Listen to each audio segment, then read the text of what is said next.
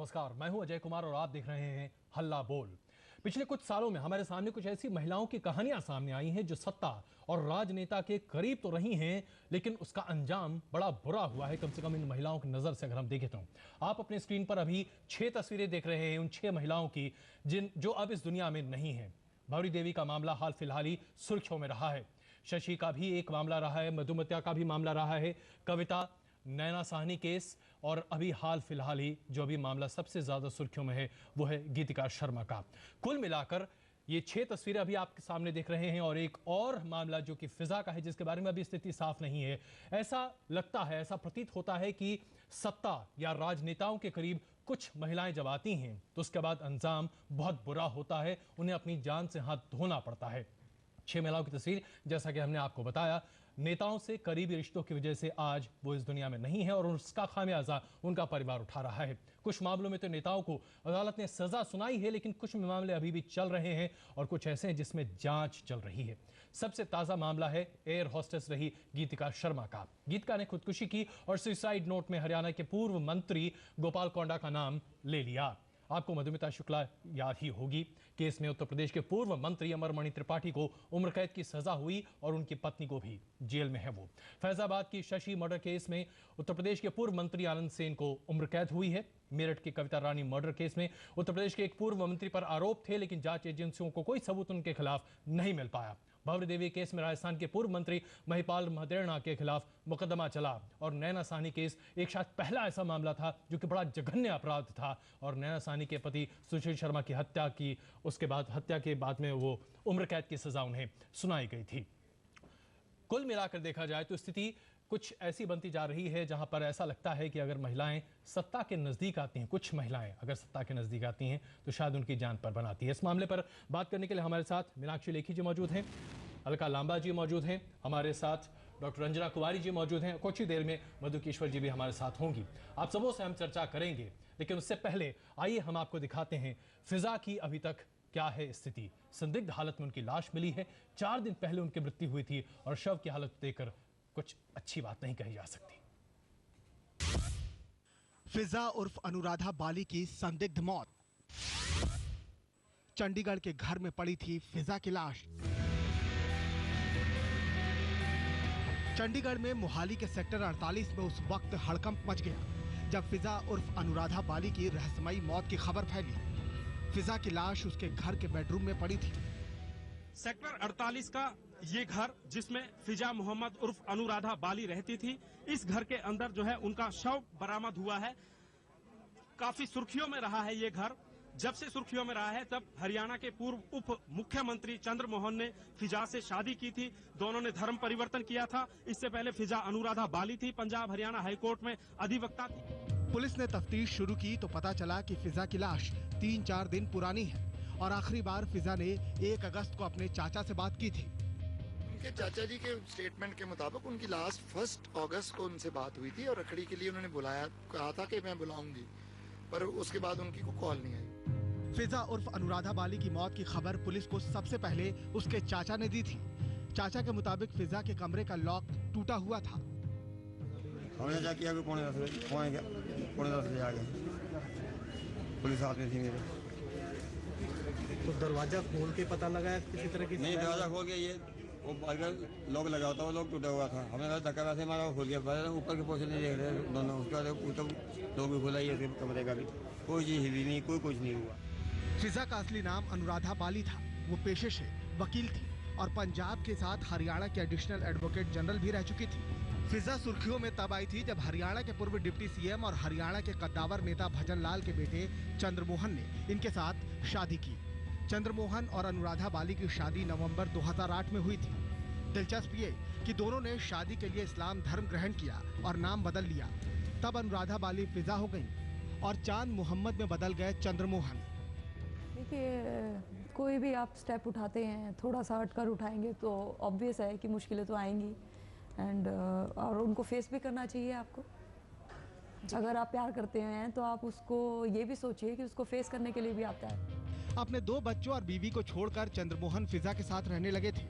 फिजा की वजह से चांद यानी चंद्रमोहन के सियासी करियर को जोरदार झटका लगा और उनकी डिप्टी सीएम की कुर्सी चली गई। लेकिन फिजा और चांद के रिश्ते काफी दिनों तक नहीं चले। शादी के महज 15 दिनों के बाद दोनों में विवाद शुरू हो गया और दूरियां बढ़ने लगी। आम सारी पब्लिक के सामने हाथ में हाथ डालकर घूमना, खुलेआम सारी पब्लिक के सामने बोलना कि मेरे को तो अपने घर से बहुत मेंटल टॉर्चर होता था, आज वो कहाँ गई सारी बातें। अगर सीमा बिश्नोई उनकी पत्नी है तो मैं कौन हूँ? अनुराधा बाली उर्फ फिजा को छोड़कर चंद्रमोहन गायब हो गए, जिसके बाद फिजा ने उन पर तमाम तरह के आरोप लगाए। फिर चंद्रमोहन उर्फ चांद ने ऐलान कर दिया कि वो फिजा को तलाक दे चुके हैं। इस ऐलान के बाद चांद ने फिर अपना धर्म बदला और चंद्रमोहन हो गए। इस बीच फिजा उर्फ अनुराधा बाली ने भी सियासत में आने का प्लान किया।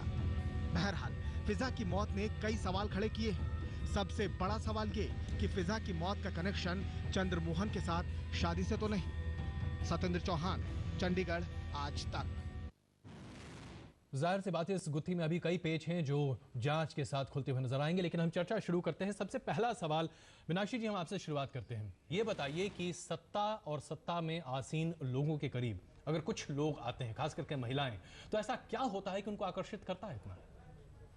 देखिए, मुझे लगता है जो पार है किसी भी फॉर्म में हो, चाहे वो जर्नलिज्म में एडिटर की पार हो, चाहे वो कोर्ट कचहरी में सीनियर एडवोकेट्स की पार हो, चाहे वो नेताओं की पार हो या किसी मेडिकल इंस्टीट्यूट में मेडिकल सुपरिटेंडेंट की पार हो, वो जो ताकत है उस ताकत को पाने के लिए डायरेक्टली पहुंचने में समय लगेगा, मेहनत बहुत करनी पड़ेगी। तो जो इनडायरेक्ट तरीके अपनाए जाते हैं वो कहीं ना कहीं ऐसे रिश्तों का आधार होता है, और क्योंकि ऐसे रिश्तों का आधार ही सत्ता पर आधारित है तो जाहिर सी बात है कि फिर वो कई बार अंत भी गड़बड़ होता है। मगर ऐसा नहीं कि सभी लोग इस दायरे में हैं। देखिए, जो केसेस जो 6 केस भी आपने दिखाए, उन 6 में चाहे ये कॉमन है कि पॉलिटिशियंस इन्वॉल्व हैं, लेकिन यही 6 केस है, ऐसा नहीं है। और जितने लोग पॉलिटिशियन है वो ऐसे हैं, ऐसा भी नहीं है, और जितनी महिलाएं हैं वो भी ऐसी हैं, वो भी नहीं है। खास करके केस टू केस आप भी राजनीति में हैं, जाहिर सी बात है आप इसे देख रही हैं। मैं वही कह रही हूँ,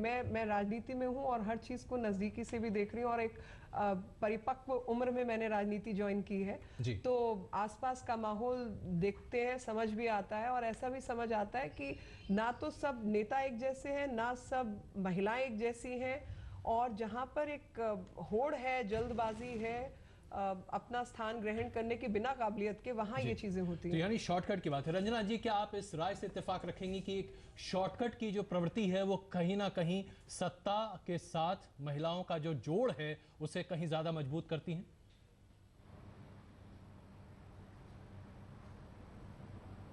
देखिए, इसको पूरे परिप्रेक्ष्य में देखिए कि सत्ता में जो लोग हैं, काबिज हैं, वही लोग ऐसा क्यों करते हैं, और उन्हीं लोग के साथ जुड़ने के बाद महिलाओं की यह हालत क्यों होती है। और उसका एक प्रश्न थोड़ा और बड़ा करके पूछिए, तो पूछिए कि राजनीति में क्या कारण है कि किसी भी राजनीतिक दल में 3% से ज़्यादा महिलाएं नहीं हैं मेंबर के रूप में, और जो महिलाएं राजनीति में आती भी हैं वो कहीं न कहीं घबरा कर, डर कर, और अपनी अस्मिता को बचाने के लिए, अपने चरित्र को बचाने के लिए, अपनी ज़िंदगी को बचाने के लिए कहीं न कहीं उसमें से चुपचाप निकल जाती हैं। तो ये कहना कि सत्ता में कुछ सत्ता पाने के लिए, खास तौर से राजनीति में अगर देखा जाए, आप देखेंगे हर किसी, मैं बहुत ज़्यादा जिम्मेदारी के साथ ये बयान दे रही हूँ कि अक्सर आप देखेंगे ज़्यादातर राजनीति में जो लोग सत्ता में काबिज हैं, कहीं न कहीं उनके पिछवाड़े में कहीं न कहीं कोई एक अंधेरा कमरा है, और सबके रिश्ते इस तरह की ज़िंदगी में वो लोग बनाने की कोशिश करते हैं। औरतें मजबूरी में भी आ सकती हैं उनके पास, औरतें सत्ता पाने के लिए भी आ सकती हैं, कोई भी, लेकिन जो ये एक हैरेसमेंट का जो रिश्ता है, एक सेक्सुअल असॉल्ट का जो रिश्ता है, एक रिश्ता जिसमें कि आप सीधा, रंजना जी माफ कीजिएगा, मैं आपको बीच में रोक रहा हूँ, लेकिन आप ये कहना चाह रही हैं कि इसमें महिलाओं की कहीं कोई, माफ कीजिएगा रंजना जी, मैं आपसे सिर्फ एक स्पष्टीकरण चाहूंगा। आप जो कह रही हैं उससे यह प्रतीत हो रहा है कि जो मेल डोमिनेटेड आज हमारी पॉलिटी है, ये उसका खामियाजा है, महिलाओं का शोषण हो रहा है। क्या आप ये कहना चाह रही हैं, या आप इस बात से बिल्कुल इनकार करती हैं कि महिलाएं भी शायद कहीं ना कहीं फायदा उठाने की कोशिश करती हैं, जैसा कि अभी मीनाक्षी लेखी जी ने कहा?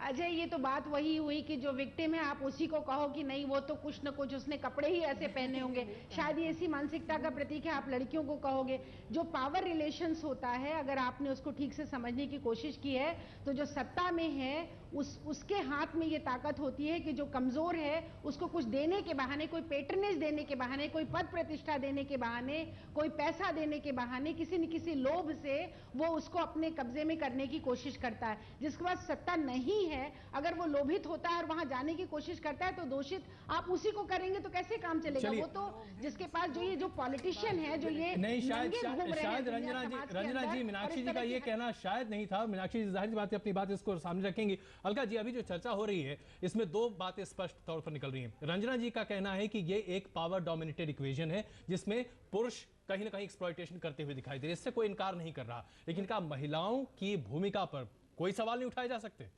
नहीं, देखिए मैं फिर कहूंगी 10% या कुछ % महिलाएं होंगी जो मुझे लगता है कुछ भी हासिल करने के लिए किसी भी सीमा तक जा सकती हैं, पर मेजॉरिटी ऑफ विमेन मैं कहूंगी आज भी संघर्ष कर रही है। और उसमें रंजना जी ने बिल्कुल कहा मेल डोमिनेटिंग सोसाइटी है, और मैं माफी चाहूंगी ये कहते हुए उस मेल डोमिनेटिंग सोसाइटी जो खासतौर से पावर में है, चाहे वो सत्ता में है, चाहे वो किसी भी पावर में हाउस में बैठी हुई है, उसकी सोच एक जगह आकर ही रुक जाती है। उसे महिला से सिर्फ एक चीज चाहिए। अब महिला के ऊपर निर्भर करता है कि क्या तुम वो कुछ हासिल करने के लिए शायद जिसे तुम डिजर्व भी करती हो और आप इंतजार नहीं कर रही हो कि समय के साथ आपको वो चीज मिलेगी, लेकिन आपको मालूम है कि आपको कंप्रोमाइज किया जा रहा है, आपको ऑप्शन दिया जा रहा है, अगर आपको ये चीज चाहिए तो आपको ये करना है। अब आपके ऊपर है कि आप इंतजार करेंगी, लंबी रेस आप जाना चाहती हैं, या आप कंप्रोमाइज कर जाएंगे। और मैंने वही कहा, जो लेडीज ने कंप्रोमाइज किया या दबाव में आई या शोषित होती आई, वही है। फिजा के केस में हमने देखा 4 दिन की चांदनी फिर अंधेरी रात, ये सब वही चीजें हैं।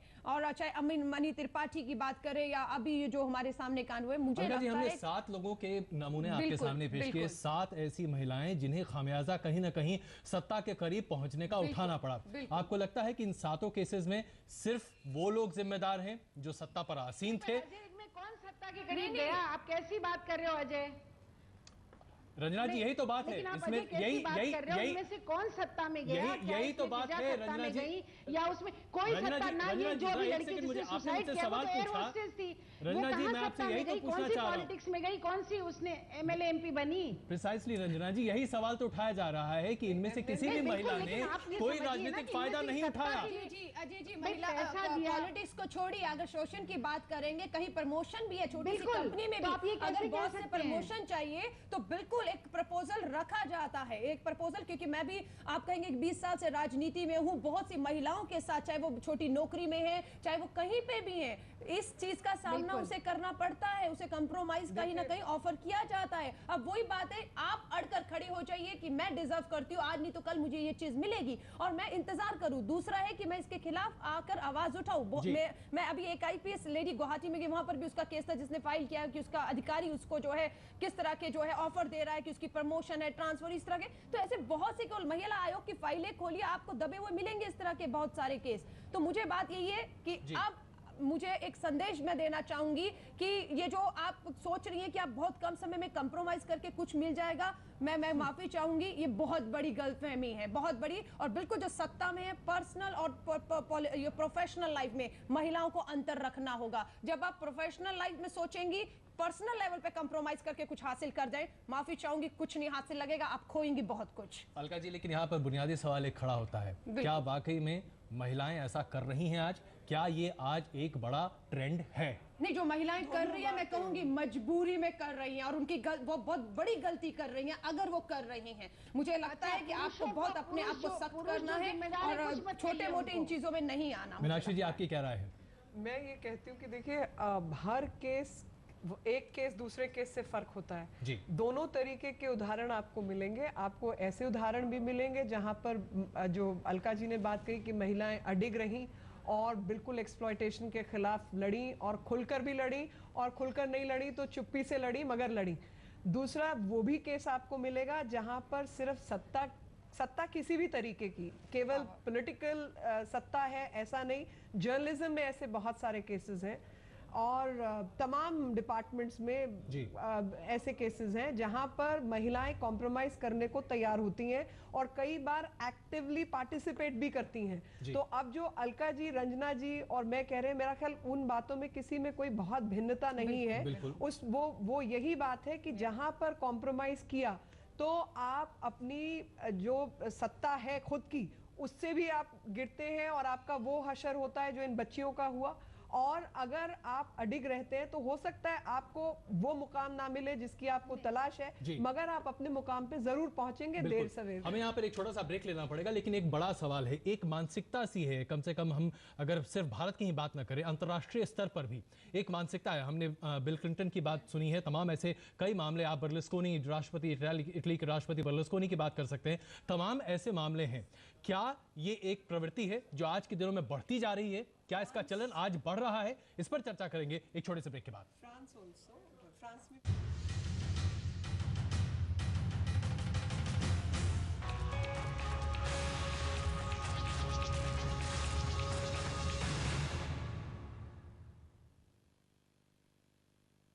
आप देख रहे हैं हल्ला बोल और हम चर्चा कर रहे हैं सत्ता, सुंदरी और साजिश। जी हाँ, 7 ऐसे मामले, एक दो नहीं 7 ऐसे मामले जिसे देखकर ऐसा लगता है कि सत्ता का लोभ या फिर सत्ता के करीब आने की साथ ही साथ कहीं ना कहीं कुछ महिलाओं के साथ कुछ अप्रत्याशित चीज़ें हो जाती हैं जो कि अंततः उनकी बुरी मौत तक पहुंच जाती हैं। इस पर चर्चा करने के लिए हमारे साथ मधुकेश्वर जी हैं, मीनाक्षी लेखी जी हैं, अलका लांबा जी हैं और रंजना कुमारी जी हैं। ब्रेक से पहले हम चर्चा कर रहे थे, क्या ये आज का ट्रेंड बनता जा रहा है जिसमें हम आमतौर पर इस तरह की बातों को देख रहे हैं? मधुकेश्वर जी। ट्रेंड इसलिए भी क्योंकि मुझे लगता है कि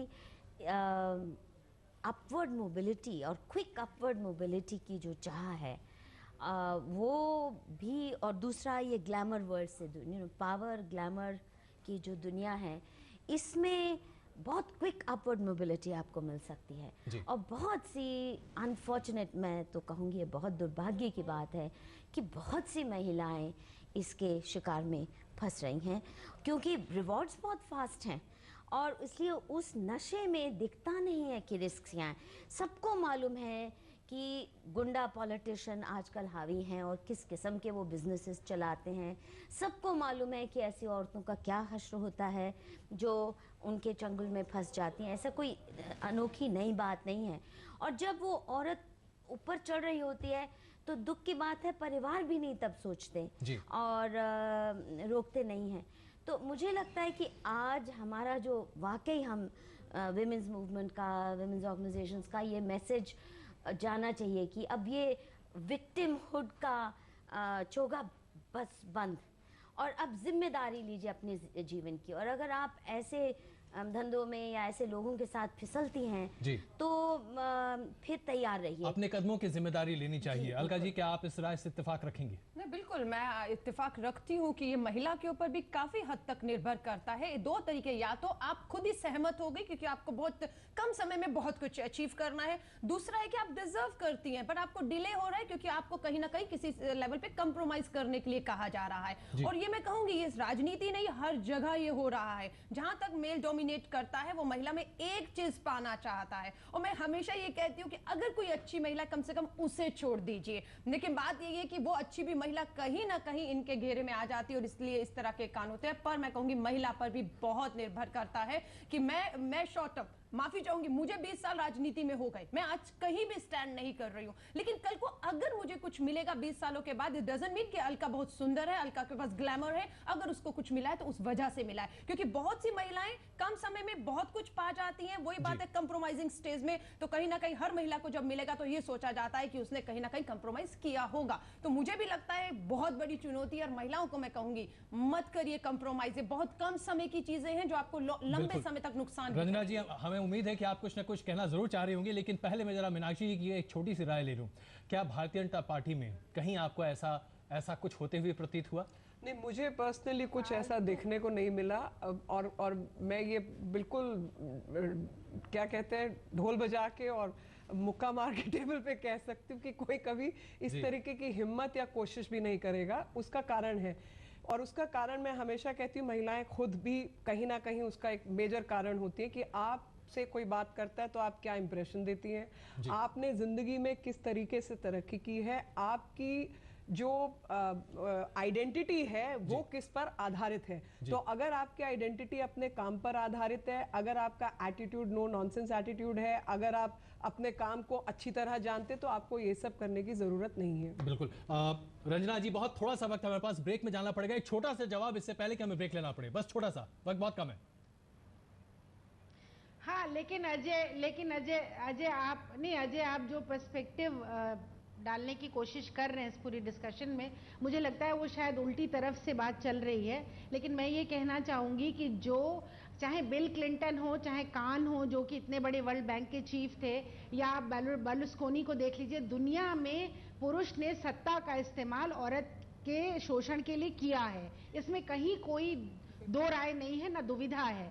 तो ऐसे में सिर्फ ये कह देना कि नहीं, औरतें जो हैं अपने आप को, शायद मुझे लगता है कुछ हम में से औरतें जो थोड़ी बहुत सफल हो रही हैं या असफल हैं, तो कहीं ना कहीं उनको लगता है कि नहीं मैं और मेरा नहीं, लेकिन चारों तरफ झांक के देखिए कि क्या चल रहा है। आंख बंद करके बैठने से काम नहीं चलने वाला है। सत्ता का दुरुपयोग औरत के शोषण के लिए हमेशा हर युग में हुआ है और आज भी हो रहा है। रंजना जी, आप जो कह रही हैं वो रंजना जी शाश्वत सच है जो आप कह रही हैं। हम इसे सिर्फ क्वालिफाई करने की बात कर रहे हैं। माफ कीजिएगा रंजना जी, हमें एक छोटा सा ब्रेक लेना पड़ेगा। चर्चा को हम जारी रखेंगे और इस पर जो तमाम आप लोगों के विचार हैं उसको सामने रख रहे हैं। और साथ ही साथ ब्रेक में जाने से पहले एक अहम सवाल जिस पर हम ब्रेक के बाद चर्चा करना चाहेंगे, क्या पूरे के पूरे राजनीतिक क्लास को, एक जमात को इस पर एक ठोस राय नहीं कायम करना चाहिए?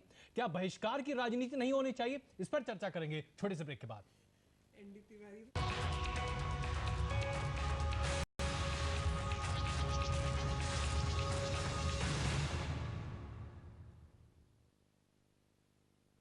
आप देख रहे हैं हल्ला बोल और हम चर्चा कर रहे हैं क्या वाकई में सत्ता का नशा कुछ ऐसा होता है कि महिलाएं खुद ब खुद अट्रैक्टेड हो जाती हैं, या फिर यूं कहा जाए कि सत्ता में बैठने के बाद महिलाओं को एक्सप्लॉइट करने का, उनसे उनका शोषण करने का कोई ना कोई एक नया जरिया पुरुषों को मिल जाता है। इसी पर हम चर्चा कर रहे हैं।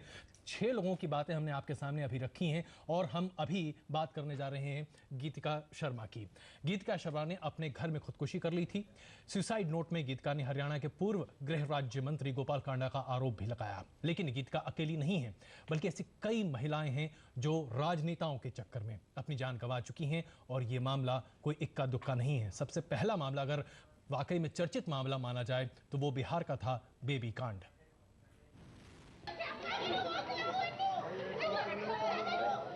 रोता बिलखता ये परिवार 23 साल की उस पूर्व एयर होस्टेस का है जिसने अपने घर में ही सुसाइड कर ली। गीतिका शर्मा ने अपने सुसाइड नोट में हरियाणा के पूर्व मंत्री गोपाल कांडा पर धोखेबाजी के आरोप लगाए हैं और अब गीतिका के परिवार वाले कांडा के खिलाफ कार्रवाई की मांग कर रहे हैं।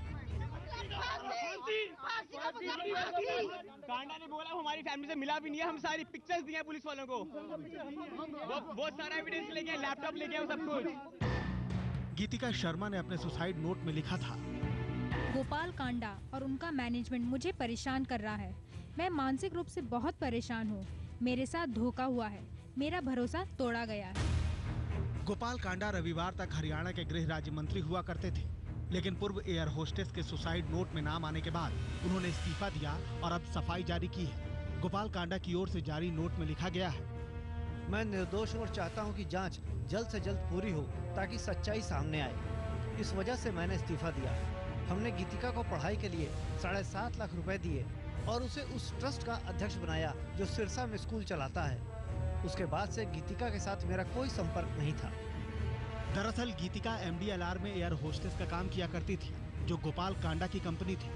कहा जाता है कि जब गीतिका ने MDLR में दोबारा नौकरी ज्वाइन की तो उसे कंपनी का MD बनाया गया। गीतिका की मौत के लिए गोपाल कांडा कहां तक जिम्मेदार है ये जांच के बाद ही पता चलेगा, लेकिन कई ऐसे मामले हैं जिनमें नेताओं से करीबी सुंदरियों की जान पर भारी पड़ी है। मधुमिता शुक्ला कांड। मई 2003 में 23 साल की कवयित्री मधुमिता शुक्ला की उसके लखनऊ स्थित घर पर हत्या कर दी गई। मधुमिता 7 महीने की गर्भवती थी। जांच में यूपी के तत्कालीन मंत्री और पूर्वांचल के कद्दावर नेता अमरमणि त्रिपाठी को दोषी पाया गया। अदालत ने अमरमणि त्रिपाठी को उम्र कैद की सजा सुनाई है। कविता रानी मर्डर केस। अक्टूबर 2006 में मेरठ में कविता रानी की हत्या ने हड़कंप मचा दिया था। कविता चौधरी चरण सिंह यूनिवर्सिटी में लेक्चरर थी। कहा जाता है कि कविता के कई नेताओं के साथ रिश्ते थे। कविता मर्डर केस में यूपी के पूर्व मंत्री मिराजुद्दीन का नाम आया था, लेकिन जांच एजेंसियों को मिराजुद्दीन के खिलाफ कोई सबूत नहीं मिली। केस के मुख्य आरोपी रविंद्र प्रधान की गाजियाबाद के डासना जेल में हत्या कर दी गई थी। Shashi murder case. अक्टूबर 2007 में फैजाबाद में शशि नाम की एक दलित लड़की लापता हो गई। शशि कानून की पढ़ाई कर रही थी। घर वालों का आरोप था कि यूपी के मंत्री और बीएसपी के कद्दावर नेता आनंद सेन के साथ शशि के रिश्ते थे और उसी ने शशि की हत्या कराई। जांच हुई और 2011 में अदालत ने आनंद सेन को उम्र कैद की सजा सुनाई। Bhanwari murder case. सितंबर 2011 में जोधपुर की एक नर्स भंवरी देवी के लापता होने की खबर आई। सीबीआई ने जांच की तो खुलासा हुआ कि भंवरी की हत्या हो चुकी है। इस मामले में राजस्थान के पूर्व मंत्री महिपाल मदेरणा मुख्य आरोपी हैं। कहा जाता है कि मदेरणा के साथ भंवरी देवी के रिश्ते थे और भंवरी मदेरणा को सीडी के नाम पर ब्लैकमेल कर रही थी। नैना साहनी केस। 2 जुलाई 1995 को नैना साहनी की लाश दिल्ली के एक रेस्टोरेंट के तंदूर से मिली। जांच में पता चला कि नैना की हत्या उसके पति सुशील शर्मा ने की है। सुशील कांग्रेस का नेता था। 2003 में अदालत ने सुशील शर्मा को उम्र कैद की सजा सुनाई। दिल्ली से चिराग गोठी और अनुज मिश्रा के साथ आज तक ब्यूरो। तो इस तरह के मामले एक आध नहीं हैं और ये आम बात धीरे धीरे बनती हुई दिखाई दे रही है। कम से कम ऐसा तो प्रतीत हो रहा है जब एक के बाद एक ऐसे स्कैंडल सामने आ रहे हैं। चर्चा करने के लिए हमारे साथ मधुकेश्वर जी मौजूद हैं, मीनाक्षी लेखी जी, अलका लांबा जी और हमारे साथ रंजना कुमारी जी भी मौजूद हैं। जो सबसे ज्वलंत सवाल है, अगर राजनीति में बैठे लोग शोषण कर रहे हैं और कुछ ऐसे लोग हैं जो वाकई में महिलाओं का शोषण कर रहे हैं, तो सवाल ये है कि क्या ऐसे राजनेताओं का पूरा राजनीतिक अमला क्या बहिष्कार नहीं कर सकता? मीनाक्षी जी। देखिए, ज़रूर होना चाहिए और इसमें तमाम ऐसे उदाहरण हैं बहुत नामी गरामी नेताओं के। अब थैंक्स टू नेटवर्किंग साइट्स बहुत सारी चीज़ें यूट्यूब और फेसबुक और तमाम जगह आने लगी हैं। नहीं तो उससे पहले तो सब चीज़ को दबा दिया जाता था, ख़त्म कर दिया जाता था और पुलिस कभी वो सीडीज़ और तमाम चीज़ें कभी सामने लेके नहीं आती थी। तो with DNA, with all kind of testing, modern technology चीज़ें सामने आ रही हैं। लेकिन जो ब्रेक से पहले रंजना जी ने बात कही थी कि सत्ता का उपयोग करके शोषण किया जाता है, तो मैं उसमें 2 बातें कहना चाहती हूँ कि ये बात सही हो सकती है।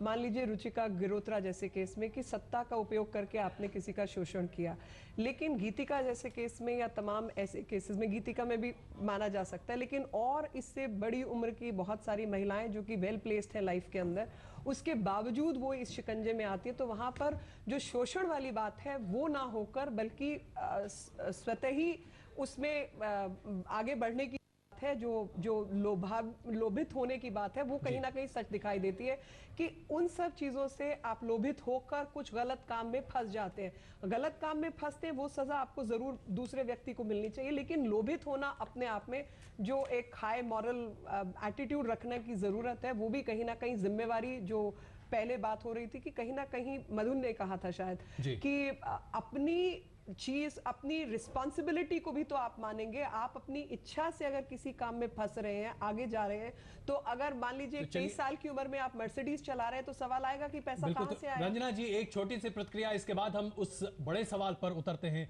जो हम राजनीतिक बहिष्कार की बात कर रहे हैं। एक छोटी सी प्रतिक्रिया आपकी मीनाक्षी जी की इस टिप्पणी पर।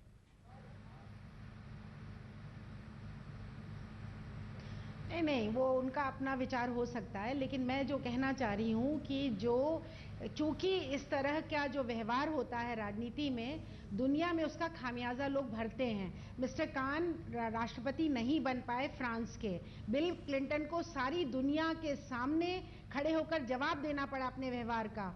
अल गोर चुनाव नहीं लड़ पाए थे प्रेसिडेंट का अमेरिका में, लेकिन हिंदुस्तान की राजनीति में जो इस तरह के लोग हैं, ऐसी हरकत करते हैं, ना सिर्फ वो ऐसी हरकत करते और रिपीटेडली करते हैं, बल्कि करके वो बच निकलते हैं, क्योंकि वो अपनी रसूख का, अपने सत्ता का इस्तेमाल करके अपना बचाव पक्ष मजबूत कर लेते हैं और बच जाते हैं। और यही कारण है कि आप देखेंगे कि अमूमन, मुझे नहीं मालूम है कि ये और लोगों के अनुभव क्या है राजनीति के, लेकिन मैं जानती हूँ और तमाम ऐसे केसेस हमारे पास इसी संस्था में आते हैं जिसमें कि राजनीति में जाने के बाद दुरुपयोग का जो कोशिश की जाती है पॉलिटिशियंस के द्वारा, और मीडिया भी जिम्मेदार है क्योंकि वो बिल्कुल इग्नोर करता है। कहीं ना कहीं एक साइलेंट अंडरस्टैंडिंग है, you scratch my back, I scratch your back, मतलब कि हम सब शामिल हैं, हमाम में सब नंगे हैं, तो कौन किसको कहेगा। यही कारण है कि कोई बिल्कुल आपने कभी क्योंकि सवाल उठाना पड़ेगा, और सवाल उठाने के लिए आप में वो हिम्मत होनी चाहिए कि अगर मिस्टर कान को राष्ट्रपति बनने से रोका गया फ्रांस के अंदर, तो हिंदुस्तान में एक व्यक्ति बताइए जो चुनाव नहीं लड़ पाया हो इसकी वजह से। कास्टिंग काउच में देखिए, इसमें कोई दो राय नहीं कि हमारी पॉलिटिकल पार्टीज गुंडा मैन्युफैक्चरिंग मशीन बन गई हैं, और शरीफ भी बंदे आके हमारी पार्टीज का कल्चर ऐसा है कि क्राइम और करप्शन में इतनी जल्दी लिप्त होते हैं, और सत्ता का नशा ऐसा चढ़ता है कि हर चीज़ जायज़, हर क्राइम जायज़ हो जाता है, और पॉलिटिकल पार्टीज को अकाउंटेबल करना पड़ेगा। और मेरा ये मानना है कि यही बड़ा कारण है कि औरतें, शरीफ औरत पार्टी पॉलिटिक्स में जाने से कतराती है और डरती है, क्योंकि मालूम है कि बैठने भर से 100 बातें होंगी, क्योंकि शरीफ औरतें वाकई उस माहौल में नहीं सेट कर पाती जब तक उनका पति या कोई संरक्षण देने वाला पुरुष साथ में ना हो। इसीलिए पार्टी में बीवी बेटी ब्रिगेड बढ़ती जा रही है, और हमें इसलिए औरतों को केवल रिजर्वेशन या कोटा की बात ना करके electoral reforms, far reaching electoral reforms की बात करना जरूरी है। एक ये बात। दूसरी, देखिए, ये पार्टी को अकाउंटेबल बनाना बहुत जरूरी है, और रंजना से मैं सहमत हूँ। दूसरी ये बात है कि इंडिविजुअली हम औरतें भी, हमें मालूम है ये जो combination, it's like you know कि अगर आप शराब पी के गाड़ी चलाते हैं तो एक्सीडेंट होने की संभावना ज्यादा है। अब आप सिर्फ शराब को गाली देंगे कि ये कहेंगे कि शराब पी के मत चलाओ, और अगर इतना हाई रिस्क ये बन गया है प्रोफेशन, पॉलिटिशियंस के साथ तालमेल रखना, अब ये एयर होस्टेस से एमडी बन जाती है। अब बताइए, 23 साल की उम्र में उसको एमडी बना दिया, 7.5 लाख देके, वो खुद अपने आप को इम्प्लिकेट करे जा रहे हैं। और ये जो गुंडा ब्रिगेड हमारी पार्टी, माफ कीजिए, मुझे आपको बीच में रोकना पड़ रहा है, हमें यहाँ पर एक छोटा सा ब्रेक लेना पड़ेगा। लेकिन मीनाक्षी जी और अलका जी, आपसे हम जानना चाहेंगे, आप दोनों राजनीतिक दलों से जुड़ी हुई हैं, आप क्या ये वाकई में अपने दलों में ऐसा देखती हैं, और अगर नहीं देखती हैं तो क्या चेतना जगाने की कोशिश हो रही है? क्या वाकई में हमारे यहाँ तमाम नेता अपराध कर कर कन्नी काट लेते हैं और अपनी जान बचा लेते हैं? ब्रेक के बाद।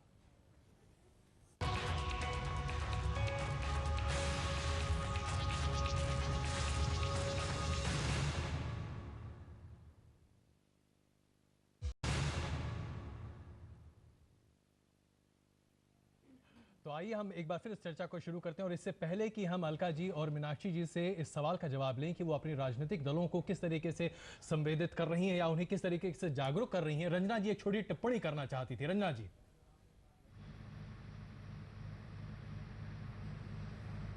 नहीं, मैं यही बात कह रही हूँ कि अलका से पूछिए, मीनाक्षी से पूछिए, ये नई पॉलिटिशियन से, और मैं बहुत इन लोगों को सपोर्ट करती हूँ, इन लोगों को चाहती हूँ राजनीति में आगे बढ़ा हुआ देखना, लेकिन इनसे पूछिए कि आज तक अच्छी पॉलिटिशियन है, अच्छा बोलती हैं, ग्रास रूट में काम करती है। कम से कम अलका के बारे में तो मैं अच्छी तरह जानती हूँ कि वो स्टूडेंट पॉलिटिक्स से उभरी है, और आज तक क्या कारण है कि आज तक दिल्ली में चुनाव लड़ाने तक के बारे में नहीं सोचते? क्या करते हैं ये लोग, क्या चाहते हैं? यंग, स्मार्ट, इंटेलिजेंट पॉलिटिशियन से ये जो पुरुष है पार्टियों में बैठे हुए, चाहे वो कोई भी राजनीतिक दल हो, क्या चाहते हैं बताएंगे? खुल के बोले, हिम्मत से बोले, ताकि लड़कियों को समझ में आए कि कैसे इसको बदला जाए।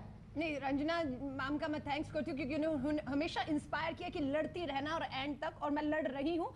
क्योंकि मैं आपको बताऊँ, 95 में जब मैं दिल्ली यूनिवर्सिटी का इलेक्शन लड़ने का सोच रही थी, तो मेरी माँ सबसे पहली महिला थी जिसने कहा राजनीति महिलाओं के लिए बिल्कुल भी नहीं, एंड उन्होंने स्टैंड ले लिया कि मैं दिल्ली यूनिवर्सिटी का चुनाव नहीं लड़ूंगी। और उस दौर में जब नैना सानी कांड हुआ था, अब मेरे पास दो रास्ते थे, या तो नैना सानी कांड, एक नैना के साथ एक पॉलिटिक्स में ऐसा जघन्य अपराध होता है, मैं डर के घर बैठ जाऊं। आपकी व्यक्तिगत छवि पर कोई सवाल नहीं उठा रहा, और जाहिर बात है उसकी तारीफ हो रही है। मैं बाहर निकली, मैंने नैना सानी कांड के बाद या इन सब कांड के बाद भी मैं कहूंगी महिलाओं को डरना रुकना नहीं है, लेकिन एक चेतावनी, एक सबक के तौर पर इन सबक को लेना है। मैंने भी लिया, मैं आई राजनीति में, और 20 साल से आपने कहा जैसे बीजेपी में कि मेरे साथ सब ठीक है, मेरे साथ भी सब ठीक है, पर क्या हमारी दूसरी महिला बहनें जो राजनीति में, क्या उनके साथ सब ठीक है? मैं कहूंगी नहीं ठीक है, क्योंकि मैं कहूंगी बहुत सी महिलाएं आती हैं जिन्हें मैं ये कहती रहती हूँ कंप्रोमाइज मत करिएगा। अलका जी, क्या आपको अपनी पार्टी में ऐसा प्रतीत होता है कहीं ना कहीं कि शायद चूंकि आप अपने चरित्र पर एक डग होकर खड़ी हैं तो आप कहीं पीछे हैं? मैं कहूंगी कि 20 साल के बाद भी आज मैं कहीं नहीं हूं, पर फिर भी मैं कहूंगी कहीं ना कहीं मुझे ये कॉन्फिडेंस जरूर लगता है कि मेरी जो प्रेसिडेंट है सोनिया गांधी जी, जो महिला हैं, कहीं ना कहीं एक डर रहता है कि हम उनके पास जाकर अपनी बात कर सकते हैं। बात करके क्या निकलता है? एक ईमानदार जवाब की जरूरत है। क्या आपको लगता है कि आप पिछड़ रही हैं? नहीं, अब आप कहेंगे तो बहुतों को तमाचा मारा बंद कमरे में और आज भी लड़ रहे हैं, और मैं यही सबको सबक देती हूँ, लड़िए, इनके सामने झुकिए मत, कंप्रोमाइज मत करिए, ये कुछ भी नहीं है आपको देने वाला। आपकी प्रतिक्रिया जो रंजना जी ने सवाल उठाया। देखिए, जहाँ तक अब वही बात है कि जिंदगी जो हम लोगों की है वो अपने एक्सपीरियंस से जुड़ी हुई है, और जहाँ तक मेरा पर्सनल एक्सपीरियंस है लाइफ का, वो बहुत सीधा, स्पष्ट और स्पष्टवादी तरीके से है, और इसलिए मैंने ऐसी चीज़ों का भुगतान नहीं किया। लेकिन मैं ऐसा ज़रूर मानती हूँ कि मैं एक ऐसे सक्षम जगह से आती हूँ कि मेरे को बहुत तमाम तरीके की सपोर्ट है, और कोई पैसे से लेकर, चीज़ों से लेकर, सामान से लेकर, ओहदे से लेकर किसी चीज़ पर मेरे को कॉम्प्रोमाइज़ करने को मजबूर नहीं कर सकता है, ऑफर भी नहीं कर सकता, वो एक विषय है। लेकिन जहाँ तक दूसरा विषय है कि ऐसा होता है, तो मुझे फिर बार बार लगता है ज़रूर ऐसा होता होगा, लेकिन अवेयर कराना या अवेयरनेस लाना कहीं ना कहीं मीडिया का काम है। और मीडिया, अजय मेरे को मेरी बात कहने दीजिए, और मीडिया जब अवेयर कराए तो पार्टी ए, पार्टी बी, ये नेता वो नेता की चुनिंदा बातें ना करे, बल्कि जो चीजें सामने आई उसको ईमानदारी से दिखाए। मुझे कहीं ना कहीं लगता है कि मीडिया इन सब चीजों में फेल करता है, और हाल फिलहाल में जिस तरीके के प्रकरण हुए, और हमने खुद देखा कि वहां पे नेटवर्किंग साइट्स वगैरह ने काम किया, मीडिया ने काम नहीं किया। अजय, गीतिका का भी केस है, अगर वो आपके सामने आती, इस बात को उठाती, तो कहीं ना कहीं उस उसको बात को हल्के में लिया जाता, ये उसी का खुद का कैरेक्टर असैसिनेशन किया जाता गीतिका का। और मुझे दुख है कि उसको ये रास्ता अपनाना पड़ा कि एक लेटर लिखकर अपनी बात को, कि उसके साथ जो कुछ भी हुआ उसने बयान किया, आगे जांच होगी, कानून है। मुझे लगता है कि बचना आसान नहीं होगा अगर ये सच्चाई है। मुझे लगता है कि आवाज औरत की कमजोर हो जाती है अगर एक हद तक वो कॉम्प्लिसिट रही है, और जब आप कॉम्प्लिसिट हो जाते हैं फिर आपकी आवाज में वो लड़ने की ताकत भी नहीं होती। If she had put a foot down right at the start. यही सबसे अहम बात है। आप सबों का बहुत बहुत धन्यवाद इस चर्चा में शामिल होने के लिए। और एक बड़ी खबर अभी यहाँ पर आ रही है, मैरी कॉम ने अभी अपना ये मुकाबला जीत लिया है। ये बड़ी खबर, ओलंपिक के सेमीफाइनल में मैरी कॉम पहुंच गई हैं। भारतीय बॉक्सिंग के लिए ये वाकई में एक बहुत बड़ा अहम कदम है। ये बॉक्सिंग में मैरी कॉम का एक पदक लगभग पक्का माना जा रहा है। सेमीफाइनल में मैरी कॉम जीत गई हैं। इस बात को लेकर काफ़ी अटकलें थी कि मैरी कॉम वाकई में इस मुकाबले में आगे बढ़ पाएंगे या नहीं, क्योंकि ऐसा माना जा रहा था कि उनकी उम्र थोड़ी ज़्यादा है। लेकिन जिस तरीके से 29 साल के होने के बावजूद मैरी कॉम ने इस मुकाम को हासिल किया ही अपने आप में उनके जज्बे, उनके जोश और हौसले को जतलाता है। और ओलंपिक में चौथा मेडल भारतीय कंटिजेंट को मिलना तय माना जा रहा है। ये आप अभी देख रहे हैं मैरी कॉम के घर में, वहाँ पूरा परिवार, उसका एक तरह से तमाम लोग टीवी पर चिपके हुए हैं और उनकी सफलता को अभी देख रहे हैं। सीधी तस्वीरें आप मैरी कॉम के घर से देख रहे हैं। तो आइए हम यहाँ पर, हमारे साथ 4 जानी मानी महिलाएं भी अभी साथ में मौजूद हैं जो कि अपने अपने क्षेत्र में काफ़ी माहिर हैं। एक छोटी छोटी प्रतिक्रिया, मधु जी क्या कहेंगे इस शानदार जीत पर?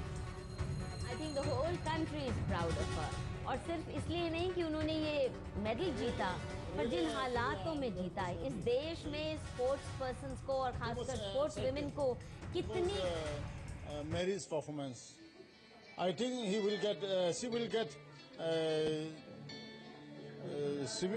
final bout also.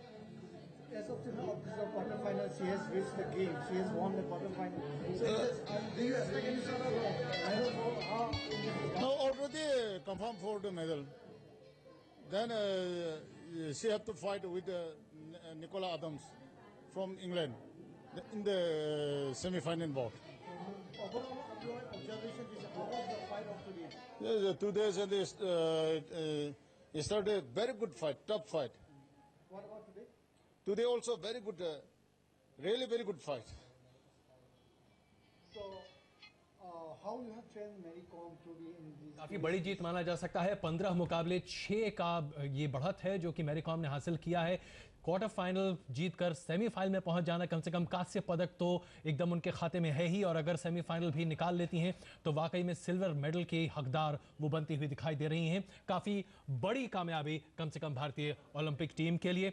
Madhu ji, आप अभी बधाई दे रही थी, आप कुछ कह रही थी? जी, मैं यही कहना चाहती हूँ सबसे पहले कि वाकई सारे मुल्क को, सारे देश को मैरी कॉम पर फख्र है जी। और सिर्फ इसलिए नहीं कि उन्होंने ये मेडल जीतने की तैयारी कर ली है और उस मुकाम पर पहुंच रही हैं, वो उससे भी ज़्यादा कि भारतवर्ष में विशेषकर महिला स्पोर्ट्स पर्सन्स को कितना कम सपोर्ट मिलता है, सरकार कोई फैसिलिटीज नहीं पहुंचाती, किस एडवर्स हालात में ये बच्चे छोटे छोटे गांव और डिस्ट्रिक्ट से आके इतने बड़ा ऑनर ला रहे हैं, पर हमारे अपने आप में काफी तारीफ की बात है। जी जी अलका जी। अजय जी, मैं मैरी कॉम को पर्सनल जानती हूँ और वो एक लड़की ही नहीं, मैं कहूंगी माँ भी है, और उसके बावजूद 5 बार वर्ल्ड चैंपियन रहने के बाद मुझे लगता है कि सब देश का गर्व से जो है सर ऊंचा किया। मैं उन्हें शुभकामनाएं देती हूँ कि वो गोल्ड लेकर आए और उन्हें सल्यूट करती हूँ। बिल्कुल मीनाक्षी जी, हार्टिएस्ट कांग्रेचुलेशंस। मैरी कॉम जो है वो मेरी नहीं मगर सब महिलाओं की एक आइडियल है, और मेरे को लगता है इन्हीं बॉक्सिंग ग्लव्स की जरूरत है पॉलिटिक्स में एंटर करने वाली महिलाओं को।